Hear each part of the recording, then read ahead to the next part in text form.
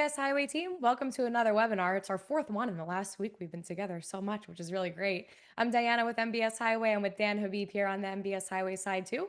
And we have a very special guest today, Theoni Rapo. She is with Cross Country Mortgage. And if you haven't had the chance to meet her or hear her speak, let me just tell you a little bit about her.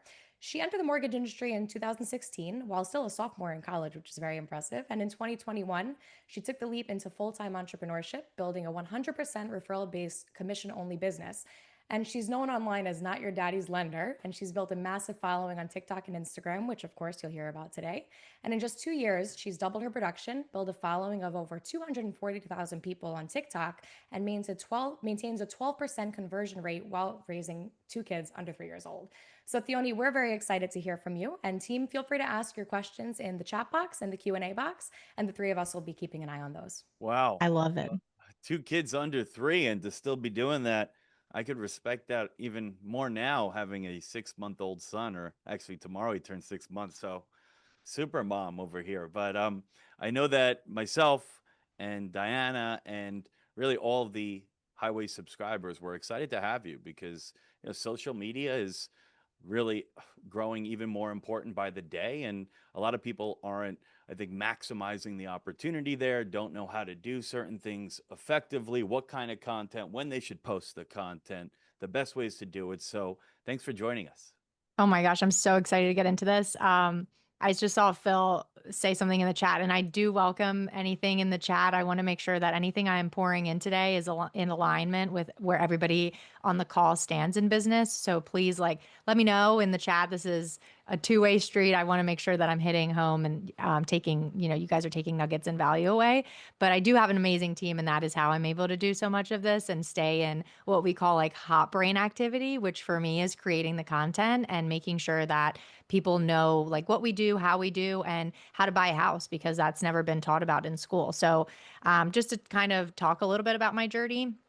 I was in college when I got into the industry. And so I saw that nobody really even knew, like, hey, get a credit card to build credit, like something so simple like that we take for granted because we're all in the financial realm. Like we know these things that wasn't taught about. And so I got almost like a little annoyed thinking, why am I spending so much money on college when my peers don't even know, like, how to begin with their financial footprint.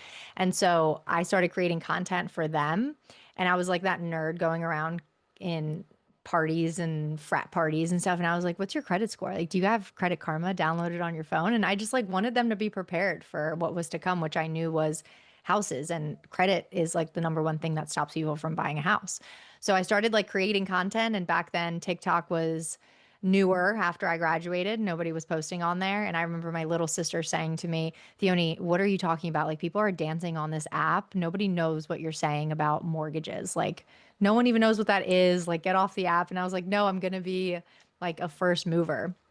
And so I just started posting because I love the editing on TikTok, and I would actually do the editing to repurpose it on my Instagram channel or my Instagram business profile at the time.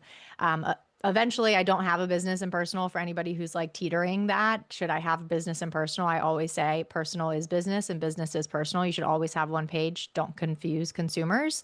But I started posting on TikTok, and I posted for a year on TikTok, just having fun with it, because I knew that just like real estate and just like lending, just like anything we do, the name of the game is like staying in it, like staying with it, staying consistent, and you'll win. It's just a matter of when. So it took me a year before anything actually blew up for me, and blew up. Like I got 265,000 views on a video that I said, if you want to buy a house this year, here are 3 things you need to do. And they were so simple, like don't quit your job, know where your W-2s are, and like have a good credit score. And so I remember when that happened, I was like, whoa, there are people on this app that know what a mortgage is. And I got so excited because I was like, all right, so enough people know the concept, and now I just kind of have to run with it. So that's basically like how I started. And I'll kind of stop real quick. Does anybody have questions or comments on just that part? Well, I think it's interesting what you said. I mean, I'm obviously somebody that loves the data, and I am predominantly on like Instagram and Facebook. I think I have a Twitter profile, or I should say a TikTok profile. I have somebody that helps me with my social media, but being somebody that's so involved in the data every day, I feel like sometimes in my posts, I try to put like all the supporting detail that I know. And, I kind of geek out on that stuff. But to your point, sometimes the simplest ones are the most effective. And the ones that are not giving every little detail, simple, a little bit shorter, to the point. I've noticed that when I do ones that are like that, it usually gets more attention. Yeah. And so there's a rhyme and reason to that. And it's because like we live and breathe the mortgage world and the real estate world. Like that is what we know. And so we forget that there is an entire population out there that like doesn't understand bonds and sometimes even like interest rates or that they're fixed or not fixed. And so we go into our technical brain because we're like, we want to show everyone we know what we're talking about, but it actually ends up confusing people. Some of my best videos that I've ever done have been most of my content, if you go look at my page, is like a FaceTime call to my best friend. And a lot of it too is reactive. Like I get off the phone with people and I'm like, why don't most people know where their W-2s are? It's like a very reactive feeling. So I take that feeling and then I go create content with it because people can feel your energy when you create content. If you have content days where at 2 p.m. on Wednesdays you're showing up and it doesn't matter what happened to you, if you feel inspired or not, you're creating content on those days, people can feel that energy from those videos. Rather, if you created content like after you got a call off a call with somebody that was like, "Hey, I didn't know that I needed to, you know, find homeowners insurance before closing," or something so simple, you started making content reactive like that, people feel that in your videos because you're using that feeling to then create the video. It doesn't become so boring and stagnant. So, there's a lot of questions that people are asking that they have, and it ranges from the types of content, how to keep it entertaining when we're talking about things like a mortgage, but then of course also what the cadence that you found to be most effective. Are you posting daily, every other day, weekly? And then also another aspect, and I know I'm throwing a lot of questions at you, so we can take them one at a time, but does it pay to boost posts or do any kind of money behind any of these things as well? So we'll take it step by step, but Yeah. Okay. So you guys are getting me at such a prime time because I was on a call yesterday with TikTok and that was my first ever call. I feel so, I feel like a little celebrity status because they were like, here's your account person and like talk to them and send them your videos. And so I got like a full 45 minutes with somebody from TikTok and I asked her the same things. I was like, am I posting every day? What's the secret sauce? And she said that they value consistency. So I used to do these things called 2 week sprints where I would post every single day for 2 weeks. And it did two things. One, it put content on my page. So if one of my videos blows up, there's enough content on the page that people can binge your stuff. Because ultimately, it's not going to be one video and people will trust you. It takes like mm, 7 hours of people watching your videos for them to trust you. And so when you're on that call, you've already sold them through all your content. So you need to build that, right? You need to build that content. So I used to do 2 week sprints to just make a portfolio of all of my content. And then what happened too is that when you prove to yourself, especially when you're self-employed, that you are showing up for your own business every day for 2 weeks straight and you're making a video, you start to like feel differently about your business as a whole. So then social media doesn't become a to-do task. It's a part of your business, right? You're like, whoa, okay, this is my version of clocking in every day to my business because no one else is going to do it for me if I don't do it. So they said that they value consistency. So for a 2 week sprint was great when I needed to put content out. But if I'm not going to keep that up, it's not going to perform in the algorithm. So when you're first starting out and your page has nothing or a generic Canva post and there's nothing about you on there, the 2 week sprints are great to put your personality on your page and put that content that one day people will binge. But it's not something that TikTok wants to see all the time because 2 week sprint, unless you're posting every single day, it's not consistent. So they would rather you do 2 or 3 max a week and that be every single week and not 2 and 3 and then you ghost TikTok for a week or for a mm, month. They want to see the consistency and then they'll start to push it out to the algorithm as well. So that's a big one. Using in app, like creating in the app. This is true for Instagram too. Instagram just launched something called TikTok, what was it, trial reels. I have seen such a I've just done it the last 2 weeks. I've seen such a crazy boost in my following off of the TikTok reels. I'm sorry, the trial reels on Instagram. I take my TikTok content that I know performs well and I boost it to trial reels. What trial reels is that it sends it to everyone who doesn't follow you. So it takes some time. Like the first day, it's like 10 people. The second day is like 50. And so if it does well, it's always showing your content to people who aren't following you. So when you know a piece of content is performing, let's say on YouTube or somewhere else that you're posting, put it in trial reels because it's almost like a paid ad. It's getting sent to people who aren't following you yet. It's popping And up there's on no their cost algorithm. for that, Theoni? No. So Okay. trial reels is free. Everything I have done so far has totally been 100% free. My husband now has an ad agency that he just launched 6 months ago, and he's all about hyper local Instagram ads. And those are the only things that he's found in years and years of ad runs that actually work. So if you're ever interested in like doing that, I just know it's Instagram hyper local that run, but I don't run ads personally. I've only ever done organic. So, I mean, from my experience, I think you want to show your expertise in the mortgage industry, but also to really connect with people, you want to show a personal side, right? What do you think, in your experience, the right balance is there? Because you don't want to just do all business stuff and people don't get a chance to really know and connect with you, right? So, how do Yep. you handle that? So I mean, I think that you just show more of your life. Like I live in the beaches of Delaware. People love to see that I'm enjoying the beach because I'm here and I live here. And so I think we all do things that are normal people things that are very, we can relate to a lot of people by just showcasing like do you drink coffee every morning? Do you go to the park with your kids? Do you have doctor's appointments? Like what does your routine look like? Do you go to the gym? And I think we're scared to let people in on that. Mm. Um, but at the end of the day, like you're a person too. You might know a lot about mortgages and your market, but that doesn't mean that you're not well invested or well versed in what goes on in your community. So I think there is a balance. It's just like showcasing your life. Like what does your day-to-day look like? It doesn't have to be this like grand thing. It's just showing more of the different parts of your life, not just you sitting behind a desk. And if we were talking about, I'm not that familiar with TikTok, so forgive me, but like, let's say Instagram, for example, um, posts versus stories. And I'm sure you could use them in conjunction and like, preview the post and the story and stuff. But, and also people are going to, I know, ask for, and I know it may be tough and different in different scenarios, but they're going to ask for like a little bit more specifics as far as like, for every business post, do you do a personal one or is it like 5 business, 1 personal? They're going to want to get real nitty gritty with kind of some of the cadences. Yeah. So we're talking Instagram. Stories will expire in 24 hours. Stories are a great way for you to feel comfortable about how you look and how you speak. That is how I have dialed in my communication. And I just practice on stories. I'm like constantly showing up and talking to my stories. It's amazing because if we can forget the news in 24 hours, people are definitely going to forget that you misspelled or missaid a word in your story in 3 hours or 2 seconds. So stories are great for that personal side. Like I always say you want to show more personal in stories and more of your personality there.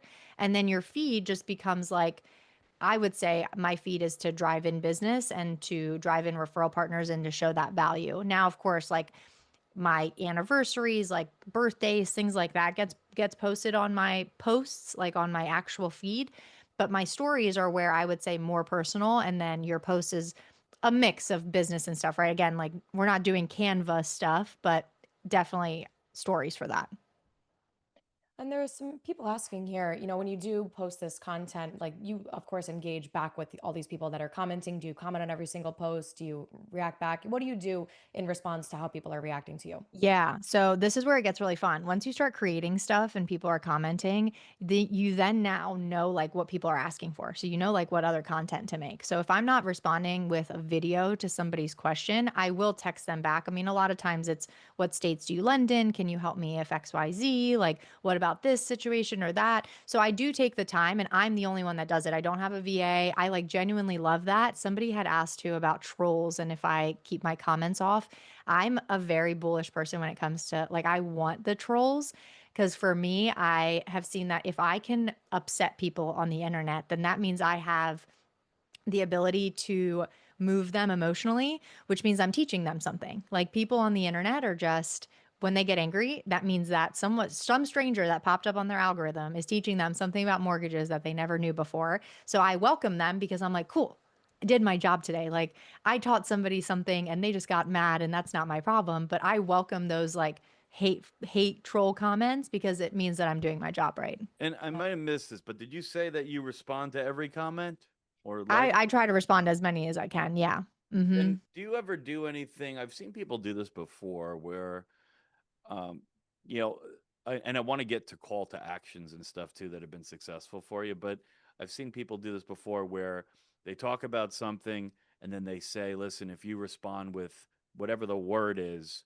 I'll send you something. And they use technology to automatically do that for them. And I'm sure it creates a lot more engagement and helps the algorithms and things of that nature. But what are your thoughts on that? And if you do utilize something like that, what do you use? Yeah. So you're talking about ManyChat. So if you are creating content on Instagram, ManyChat will integrate with Instagram. ManyChat does not integrate with TikTok. And so I think that that is a little bit by design because TikTok is supposed to be this like, it's supposed to be a more social, like it literally should feel like a FaceTime call. A lot of creators that are creating on TikTok, they're not doing it. They're setting up businesses, but they're not doing it where like automated responses look automated because they are. And so on Instagram, if you're creating content to batch, or let's say like I have webinars or newsletters, or they're really great lead magnets. So if you're creating reels and posts that's like, hey, comment the word Texas, and I'll send you the best barbecue places in Texas. Those are really good to set up with ManyChat. But when you're working with leads, especially in the beginning, each lead is a person. Like there's a person on the other side of that. So you don't want to automatically enroll yourself in too much automation that you don't also then feel like you're running the business. And it's great to use AI and technology for sure. But I think in the beginning, answering those people's questions or even taking them and responding with a video is so much more powerful because it means you care. And it's not just like being fed to a machine to respond for you and then they're sent a DM. And what do you recommend, like, when we're talking about a business post and we want to get some action from it? I've obviously seen the structures that people use out there, have the hook, and then, you want the content, you want the call to action. How do you feel about that? And what have you found to be most successful? And what's some of the most successful call to actions that you've used that has gotten you the most interest or engagement? Yeah. So I think, are you talking about like video content where you're Yeah, speaking to the camera? Okay. correct. So usually when I come up with a hook, I will literally speak out loud what I want that video to be. And usually your actual hook is somewhere in the middle of your video. And so we as people want to preface, especially as like advisors, we want to preface what people are about to consume, but social media doesn't work that way. We have very, very short brain span, like attention spans. We just want you to tell us what's going on. And so usually my hooks are that meat and potatoes. So I recently just did a video a few months ago. I was on BAM and they featured this video. The broke agent was talking about it, and it was me scooping ice cream because that as a mom, like that is the time I get. It's 9 p.m. scooping ice cream at night, and that's when I make the video. And I said, everybody deserves a mortgage or everybody deserves a house, but not everybody deserves a mortgage.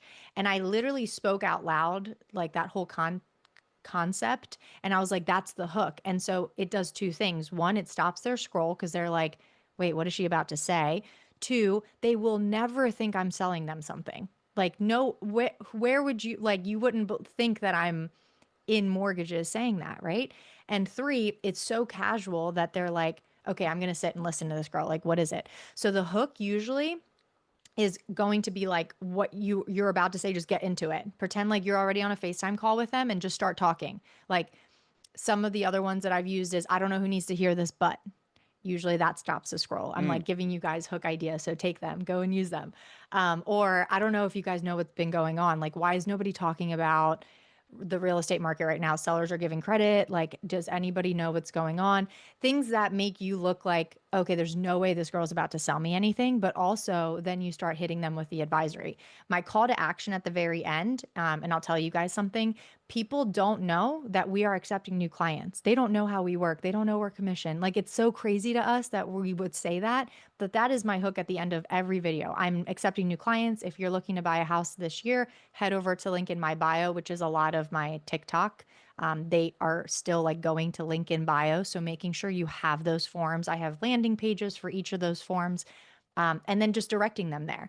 And so I got last year 6,200 some refinance signups when I talked about Biden stepping out of the presidential campaign around the same time that the Federal Reserve was going to cut rates in September. This was literally like around this time last year.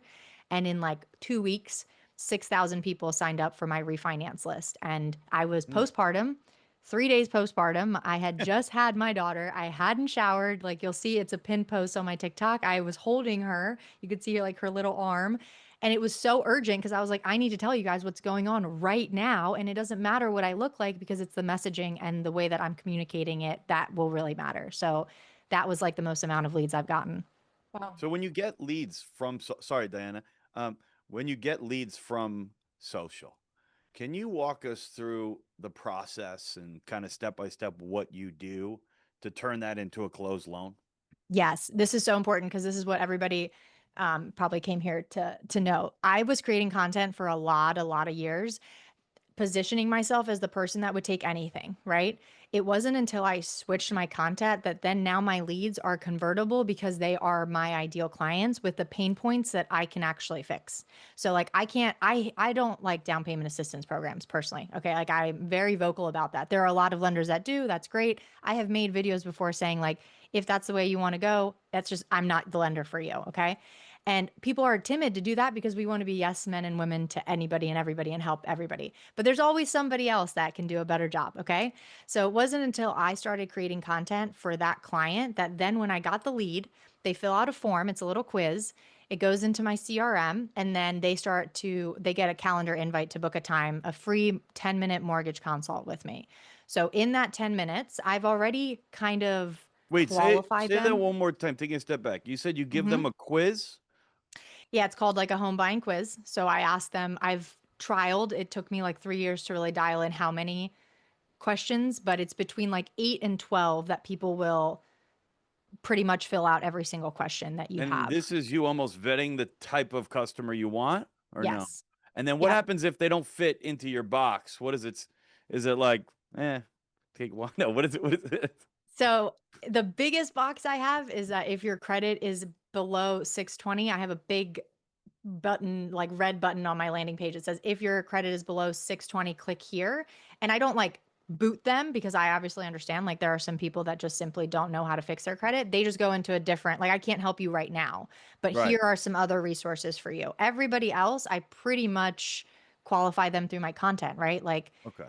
that is just how I've set it up. So I ask them, where they're looking, how much money they currently have, um, what else do I ask them? If it's coming from like a gift or a savings account. And then I ask them fun things because I'm not your daddy's lender. So I ask him, like, are you ready to work with the best people on the planet? Or like, you ask them fun things because you're making this experience fun for them. It's not just like boring, right? Just like any other quiz out there that's a home buying quiz.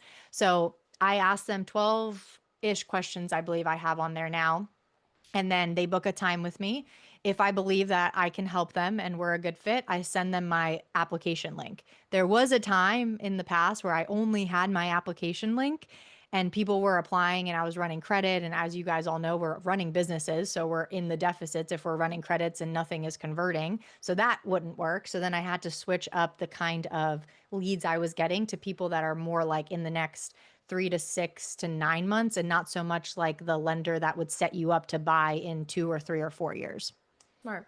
And some people are asking if you'd be willing to share what kind of questions are on that quiz. Do you have a Well, couple of those? yeah, I mean, she just shared some of them, right? So, like, where are they looking? How much money they have? The big red button is the credit score, and then if they're getting the money for this purchase potentially from a gift or a savings If they have account, another house to buy, if they're a first time home buyer. if they're ready to work with the I've, best people on the planet. yes, that one's So, the most important one. And they only have two, it's two, you can only pick two things, yes with one exclamation mark or yes with 8 exclamation marks. So So so far what we've gone through, just to summarize some of it for the listeners, right? So you obviously the algorithm cares most about consistency, it sounds like. So you don't want to just do a ton of videos and then have a big gap and then do some more videos. If it's more feasible for you to do 2 videos a week, then consistently do 2 videos a week. You want a hook that's going to be non-salesy that kind of stops their scroll. You use as like a call to action accepting new clients, because most people out there listening don't really understand how the business works, and they might not know that. You filter the leads or the type of customers you want to work with kind of through your content, and you can't be afraid to be specific and afraid to not accept everybody, because these are people you're going to be working with. And then after they go through your content, if they're interested, you ask them a home buyer quiz of 12 questions that we just went through some. And then after that, if you think that they're going to be good based on that, then they can book a time with you, and then you send them the application link. Is that somewhat of a summary of some? pretty much, yeah, you got it spot on, Dan. That was the most like efficient way I've ever heard anybody say it. So yeah. Okay. And go ahead, Di. And I'm just seeing some questions on technicals, which I'm sure you're going to get to, but things like what CRM are you using? And then I know you briefly mentioned you use TikTok to edit. How do you add the captions to the videos? And a lot of people are asking about hashtags. So maybe throughout the rest of the call, if you want to just hit on some of those too, what exactly you're doing in each video. Yeah. So my husband has a marketing agency, like I mentioned earlier. So he works off of Go High Level, but there are so many. I saw one that was in here. Was it Jeff? No, John. John. Hi, John. Link Spot. That's also a really good one. Like there's so many out there right now. The best one is the one that you use. Like we've all heard that phrase before. Hashtags, TikTok actually diminished hashtags down to like 5. They used to allow you like unlimited amount of hashtags. One thing I want you guys to understand about TikTok is that it's competing with Google. I think Instagram is starting to become this way too, especially with all of their new updates that they've done. But if it's competing with Google, it means that it's now trying to be a search engine. So, more importantly than hashtags are going to be like keywords that you put either on the screen or keywords that you type out on your screen and take off of the screen. So, TikTok allows you to put unlimited amount of these. And so, every single video will put things that I think people are going to search about. So, my videos always pop up. If you were to go to TikTok today, and you type in loan estimate review, I have like at least 2 or 3 videos that are going to pop up right away that I've created years ago. And that is because I created that content and I told TikTok what my video is about. It categorized it and now it's showing it to people who are searching for that. So eventually I believe that Instagram is going to be on there, but I think more importantly than the hashtags are going to be those like SEO keywords is what they're called. And I'd imagine that those change from time to time, right? Is there like a resource you can look up what the hottest keywords are currently, so that Yes. yeah? Yep. So TikTok has this thing called Content Creator Hub, or if you start like typing, or I'm sorry, Content Creator Search Insights. I totally butchered that. It's called Creator Search Insights. And if you search that in your little search bar on TikTok, it'll actually show you the gaps of content. So it'll show you people are searching for. This was like a year ago that I saw somebody was searching for like home buyer essentials. And I was like, okay, how do I make home buyer, or it was homeowner essentials, like essentials for home buyers or homeowners. So I posted a video about things that my clients forget to do after they close. And oh, by the way, like at the very end, I'm accepting new clients. And that video took a little bit to take off, but now I think it's like one of my bigger ones. And it's because it showed me there's a content gap. There are people who are requesting to know more about home buyer essentials or homeowner essentials, and there's not enough content for it. So TikTok literally will tell you as well in that creator search insights what gaps of content are so you can start creating content for it. And it sounds like you're using mostly TikTok and Instagram, right? But when you're using both platforms, are you creating videos that you can just easily put to both? Or let's say somebody's using Twitter or they're using LinkedIn or Facebook, whatever it is. Like, is there a way to do it effectively where you're recording it one time and using it for all of these platforms? Or do you have to change the content somewhat? I mean, I know if you're doing something on YouTube and it's long Mhm. form, you might have to obviously, trim that or something. But what do you think there? Yeah, so I always say TikTok is my lead generation machine. I am talking to people like a FaceTime call. It is very, very casual. Content that I post on there will not work for me on Instagram. Now, trial reels the last 2 weeks have like kind of sort of proven me differently on that, but I've always said like Instagram favors higher content quality. So I've also done things with like a really nice camera, gotten a videographer, and those videos on Instagram do better just because I think Instagram is still favoring the content creator that puts a little bit more effort than, propping up a phone and scooping ice cream at 10 p.m. and talking to your audience. But I always create different content. Now, if you're first starting out and you feel a little overwhelmed and Facebook is your thing, we have some teammates on our team that are crushing it on Facebook, and all they do is type. So if typing is your thing and that's where you're like learning how to communicate or get your point across, then start with Twitter, Threads, Facebook. Like don't be overwhelmed to like start something that feels a little bit overwhelming, right? But once you get it dialed in, I believe that TikTok is for the more like casual, busy lifestyle. Like it is perfect for a mom, honestly. Like the fact that my content blows up when I'm 10 p.m. hanging out on a couch in my PJs, most of my content on TikTok is me in my PJs. I probably look nicer right now than I do in any of my posts, but it favors that because it's very real and authentic and it doesn't feel salesy. Instagram is still favoring a little bit more of that professional curated content. Well, since you mentioned 10 p.m., that brings the question up: is there a specific time of day that you should be putting these posts out that's more effective? TikTok, I've never found that one will do better than another. I've posted sometimes like right before I go to bed and I don't check it until 9 a.m. and it does fine, or it flops. I think it just matters like if your video is good, it will take off. Now, both algorithms for Instagram and TikTok have totally changed this year, and it takes longer to see, your content blow up. So there are times where I put out a video and it takes me 2 or 3 days to really start to see traction on it. That's normal. Instagram, you can see what time your followers are on. For me, it's anywhere between like 5 to 7 p.m. that I will always post a reel. Stories, they want to see that you're refreshing your stories. Like right now, if you guys go to my Instagram, I don't have a story up because I'm refreshing the algorithm. So the next time I post, which hopefully will be something about this, I'll get the most amount of views on Instagram. They like to see that sometimes you take a 24-hour break. That's the only thing I can think of timing wise, but it's different for everybody's like algorithm and when their followers are online. And then, like, theoretically, your audience can be from anywhere, right? So, are you licensed in every state? And and I don't, if somebody isn't, what do you do with that if you have somebody that's really interested, but you're not licensed in their state? Do you have a process for that?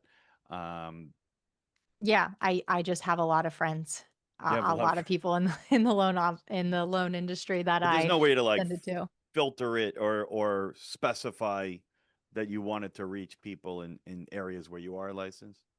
No, so yeah, there's no way unless you're doing the hyper local Instagram ads, like I said, because then you can Hmm. actually like, it's a whole different animal. I don't know much, but I know there's an ad manager and I know that you can filter it when you put money behind it. The only thing I can think of is if your SEOs, I recently asked for a nanny down here in the Delaware beaches on my TikTok because I was like, hey, I found a lot of my team members actually from TikTok. So I was like, I'm gonna try. That was the only time that I actually got like hyper local people, but I spent at least 5 minutes typing out like Bethany Beach, Delaware, Delaware, nannies in Delaware. If you want a nanny in Delaware, where to look? Like, I mean, I typed in so many things. So that was the only time I've ever been able to like hyper locally put SEO into a video and it actually performed and got like 12,000 views for a very small beach town. I think a lot of people haven't necessarily really dove in and got started in this endeavor. And I could just see with some of the questions, they want to know, like, what a successful post looks like. Like, for instance, like, what to whatever degree you're comfortable sharing. I see some people asking, like, how many loans a month would you say that you're getting from that you could trace back to the posts, let's say? Yeah. So, I mean, just like anything, right? It depends. Like I'll say this. I closed my best month ever in June at a little over 5 million. which was like pretty cool. I'm 28 years old and that was a goal I had for 30. And so I was like, oh, cool. Social media is one of those things that like followers are cool, likes are cool, you know, the counts of going viral, but like obviously it's not that cool if it makes you no money. And so I've Mm. really dialed in the last year and a half of my messaging. And that's why I think it's so important that like now I can look back and I wish I did this differently because I would have seen success like those kind of months far sooner if I had just stopped trying to please everybody and become the lender that can do it all and set you up and, you know, all this stuff. So now I'm talking to people who are under contract. So like I save a lot of loan estimates and obviously if they're in a good spot, they're in a good spot. But one of my pinned posts is a loan estimate review that I offer for free. So I have those.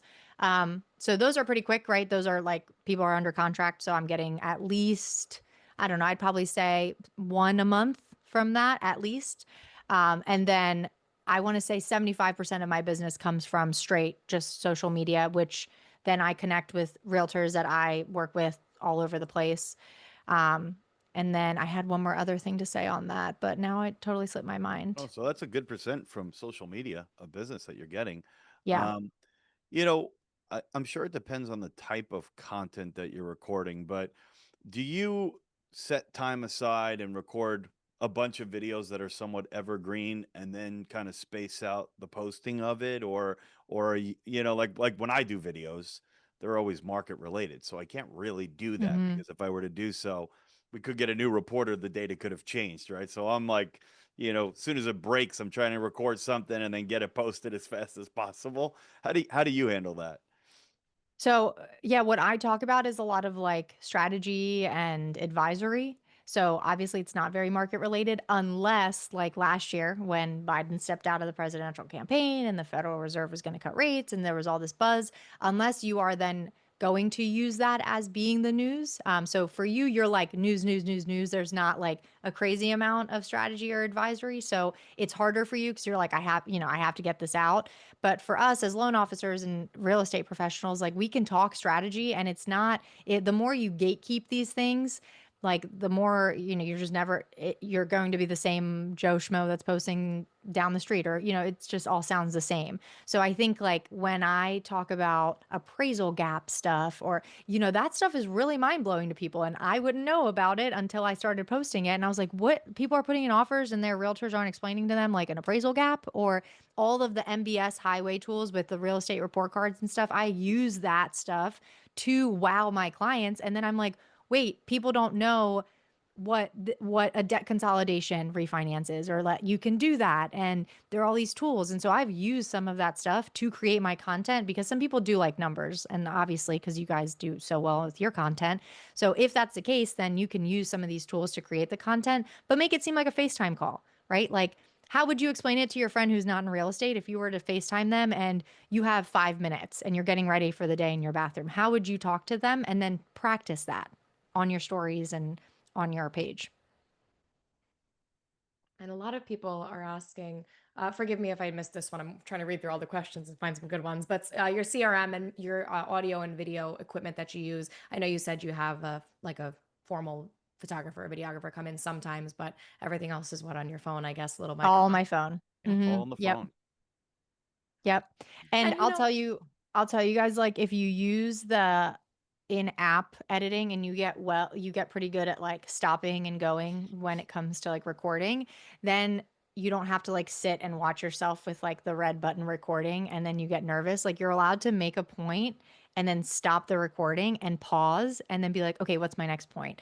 And when you do that, I teach this in my creator community I have. There's a psychological thing that happens when we consume content that way that's so much easier to follow when it's broken up that way, which is why videos that have those jump shots that you see work so much better because you're following along mentally so much easier to what that person is saying each part and it's easier to record that way. Then you don't ramble as much. There's not enough fluff for you because you're like, okay, what's the next point? What's the next point? So Mm. I find that it's more efficient when I record an app because again, I'm a busy mom. I don't have that much time. So for me, I'm like, if I record it in the app and I record it that way where I'm stopping and going every point I make, then the video is edited for me. I add the captions, which are also a feature in TikTok and Instagram. I add my SEO, I write my caption, which is usually very short, and then I post it or I draft it to post another time. So it's very quick when you use the features. That is why they want you to use the features, is because if you can get like comfortable with doing that, you'll see that it actually doesn't take you very long to shoot and then to edit. And you do the front-facing camera, right? Yeah. Because you're obviously hitting the button to pause it and start Hmm. it again. And then is there like some kind of great tripod or something that you utilize that you would recommend to hold your phone? Or you're leaning it like against something? What do you do there? Yeah. So I again, like literally like a FaceTime call. So if I was, I literally have, I'm such a mom. I have diaper cream on my desk. If this was like I have on my that. desk, it would literally, I would say a point. I would start here and be like, have you guys heard how the Federal Reserve is going to cut rates? And I would just let it go and I would let it continue rolling. Right. So I mean, they make stands, like they make literal desk stands for your phone. So if you were to invest in anything and it's to practice that speech, I would invest in one of those little small desk stands there, and they fold. Like I have one somewhere, but they fold all the way down. You can get them on Amazon. The whole like really tall, what, like I don't know what people use those for, because I don't really I don't really personally make content like that. So I think any phone stand would work, but I definitely would invest in one of those like little desk ones so that you can prop your phone up. And I heard you say before that you do captions and then you do the keywords that we talked about being really important. Is that what you mean when you say SEO? Or what do you mean exactly when you say No. the search engine So optimization? How do you do that? So when you are in, I'm going to show you guys live. So when you are in, I'm going to like record really quick. Let's do it Um, live. I know we're recording something right now. Okay. So let's say I recorded a video. Okay. And then I hit edit. Okay. So now I'm editing the video. Mhm. There are two different types of hooks. There's vocal hooks and then there's on-screen hook, right? So the on-screen hook could be, do you believe this is happening in real estate? So let's say that is I totally butchered this. Okay. So you guys are all familiar with what this looks like, right? Like that's the on-screen hook. If I was to keep that on the screen when you're scrolling, that's the thing that you see that stops the scroll.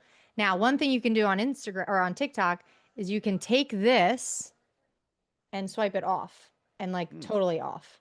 Okay, so it's like totally off your screen.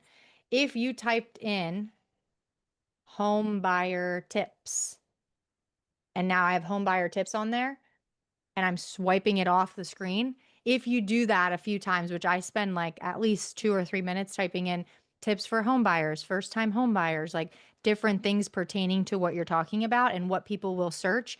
How do I buy a house as a first time home buyer? What kind of first time home buyer down payments are there? Like all these Mm. different things that I would think that they would search. That's where I would swipe off the screen. That's the SEO. So it stays on the post, but it's not showing. Doesn't And show then up. and then when people search, your video will be indexed there or whatever, it'll show up. Correct. Got it. Gotcha. And you Theoni, do a lot of those. Yeah. Every video. And you know you did it the right way when you search, when you go into your posts, you see there's a search button at the top of each post. You Mm. know it'll categorize it correctly if it knows what it's about.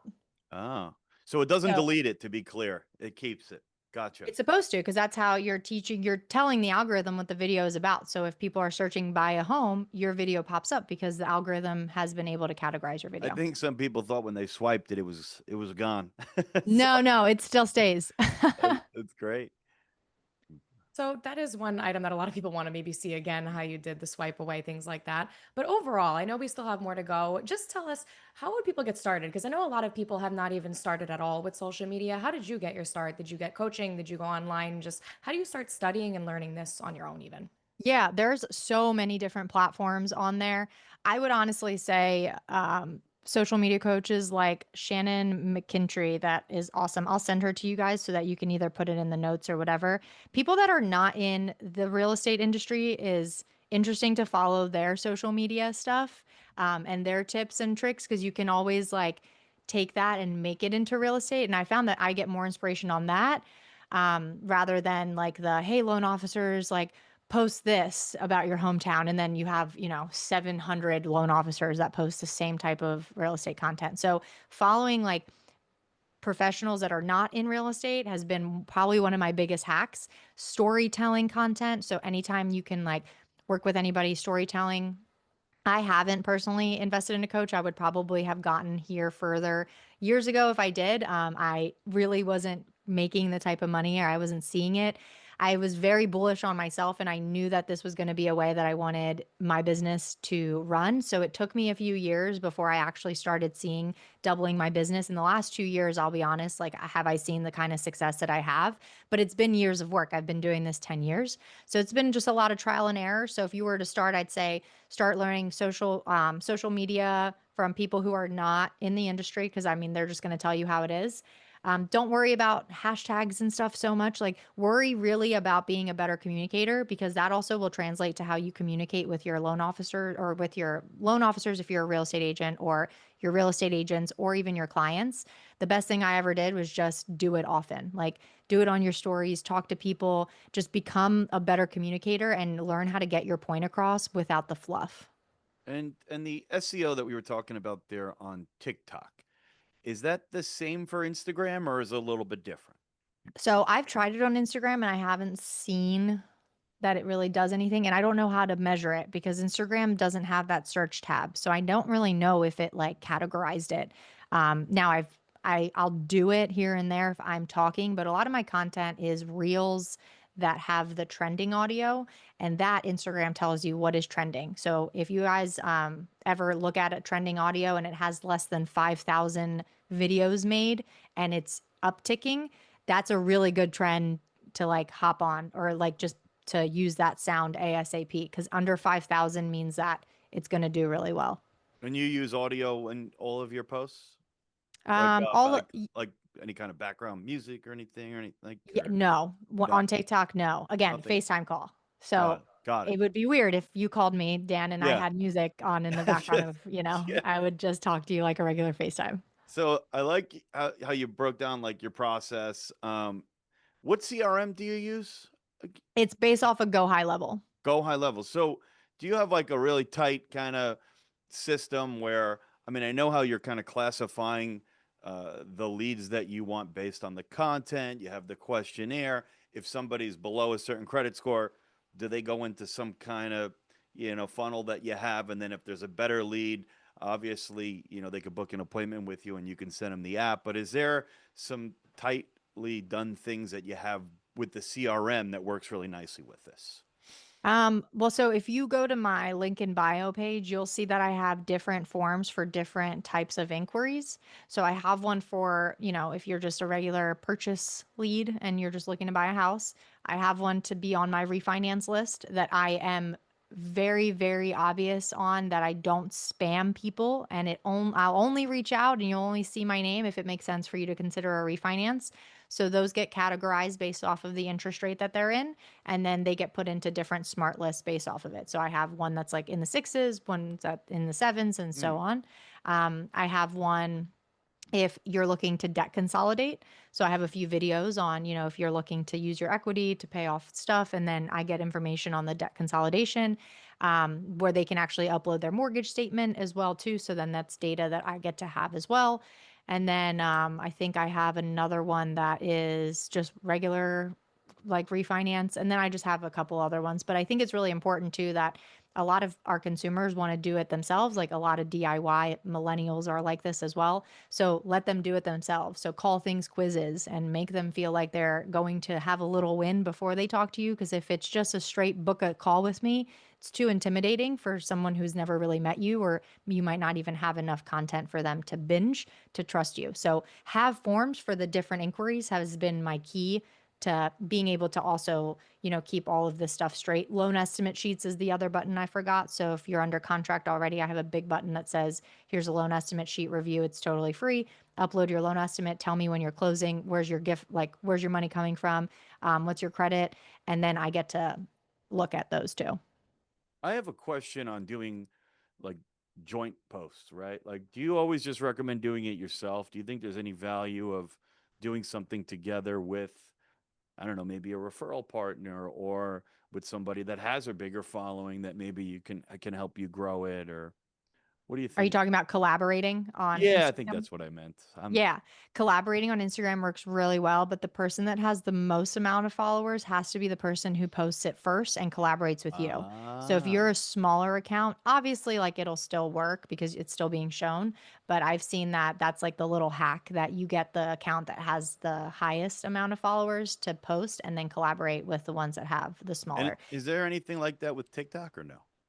Um, I think actually there might be, but so TikTok, you earn every single view. They don't show anything to your followers. So every time I'm posting a piece of content, I know I'm about to get 97% of those are going to be on the For You page, totally new people. So TikTok is a little bit of a different animal. You like really have to work hard. So it doesn't even matter. It's really cool that I get to say I have 240,000 followers. And yeah, I've built that, but 240,000 people don't see my video as soon as I hit post. On Instagram, it's a little different. They do show your video unless you're doing trial reels, but they'll show your video to a small group of your followers first. So if you have a large following, a good percentage of those people are going to be seeing your videos. TikTok, you earn every single view. A very small percentage of your followers actually see every video. Now, obviously, you're trying to do this to gain business in the mortgage industry, but at what point, just curious on this, can you actually start like monetizing it just from like those platforms, so to speak? Right? Yeah, Like so I know certain ones will actually pay you based on views and things like that, TikTok right? does. Yeah, TikTok does. So I'm so bullish on this too because I think that's so cool. Like if you get good at communicating, then yes, platforms will pay you. I think YouTube is the best.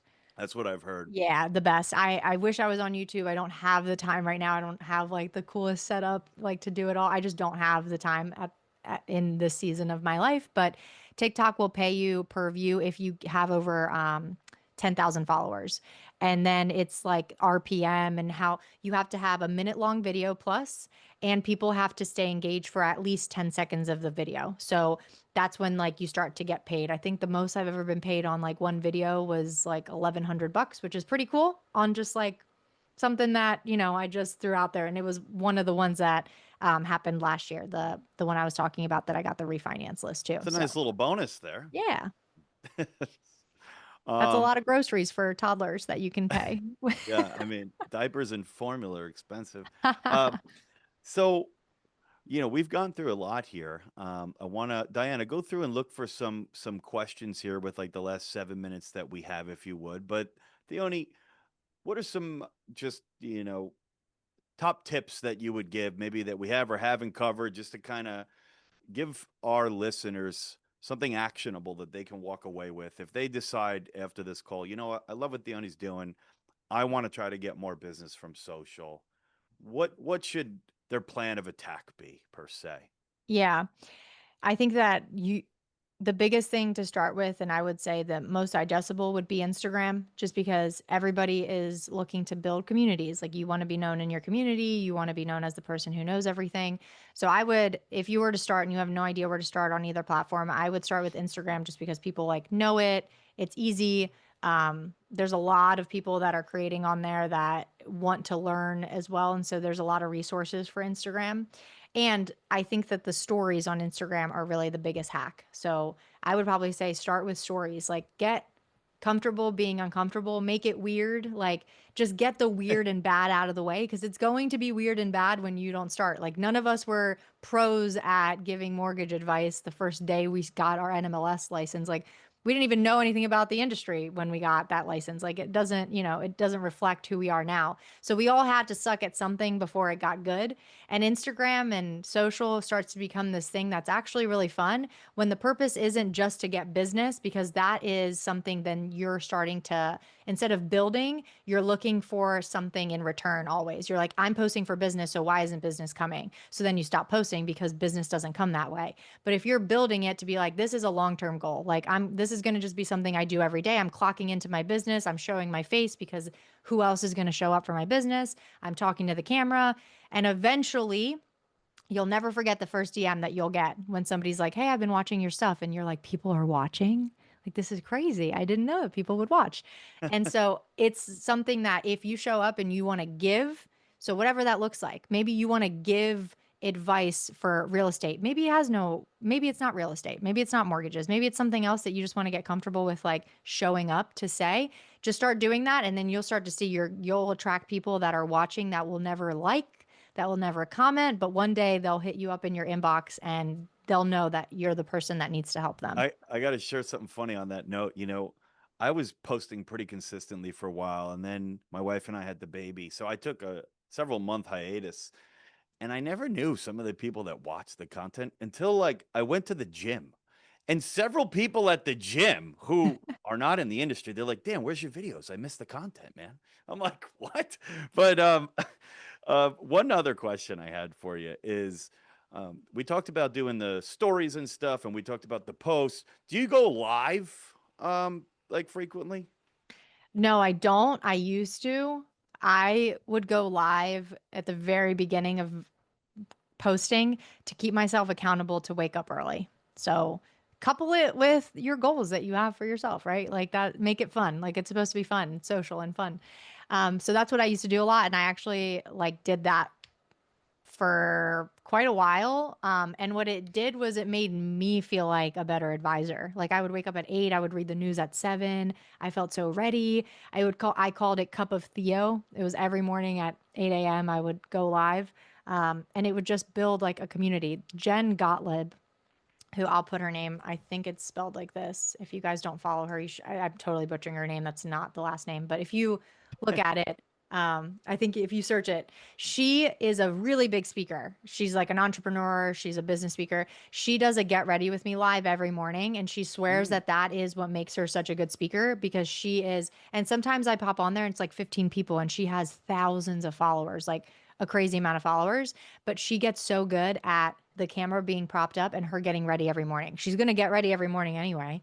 So she does the live thing. I wish I had that time, but honestly, like I'm in my PJs most of the days because I work from home, I'm with the kids, like it's chaos. But going live is smart. Going live is great for again when you're coupling like that. I don't go live to try to get business. I go live to connect with my community that I've been building. Don't go live and be like, "What mortgage questions do you guys have?" Like Yeah. no one's going to show up. Definitely could be good for accountability though. If you're trying to wake up early, be a part of the 5 o'clock club, you know. Yeah. So we got 2 minutes left here. Diana, well, first of all, Theoni, thanks so much. I see a lot of love in the comments. They said that this is gold. They really, really appreciate your time. Is there any questions, Diana, that we want to ask here with the last 2 minutes?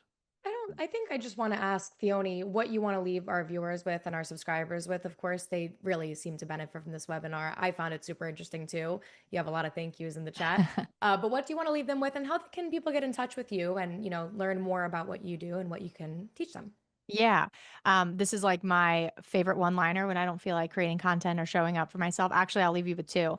One is that there is somebody who is less qualified than you, who is gaining more market share right now because they chose to post that day while you're still figuring out like why your eyebrows look so weird in the video. So the idea there is like just click post because there are so many good people that deserve the market share, that deserve the eyeballs. And right now we're in an era that it doesn't matter how much you know, it's about who is the best known, and social media is that outlet for people. So like use social media, like make it fun and make it yourself because it also helps you gain the market share that we're in that time right now. And the second is like plug into a really good team.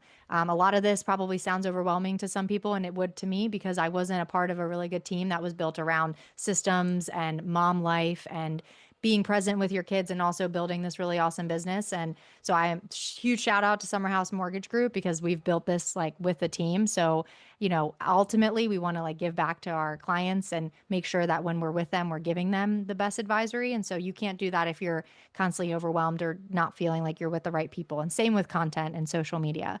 If you want to get in contact with me, my DMs are always, always open. I'm accepting new clients, but I'm also accepting new friends. So always head over into my DMs and just DM me. Slide into the DMs. And So, sorry, I had to throw that in there. I love Well, it. I love it. well, Theoni, thanks again for your time. We know you're busy, but it's so great to see somebody like yourself, young, really being so successful. I want to congratulate you because we look at the production numbers, and I think we have some of the best data out there. And to be in the top 1% of originators. You got to do around $60 million over the last 12 months. So, you keep up the 5 million a month and you're there. So, congratulations and Thank thank you. you again. And we appreciate you. Thank you guys Congrats so much for again. having me on. Thank you so much for joining us. And thank you, team, as always, for watching, our MBS Highway members. We love you guys and always appreciate your time with us. And a lot of you are asking for the recording. We'll be emailing you shortly with that. And then anything else Theoni would like to share, we'll throw in the follow-up too. And as always, just reach out to us if you have questions. But see you guys next time. Thank you, Bye, Theoni. everybody. Bye.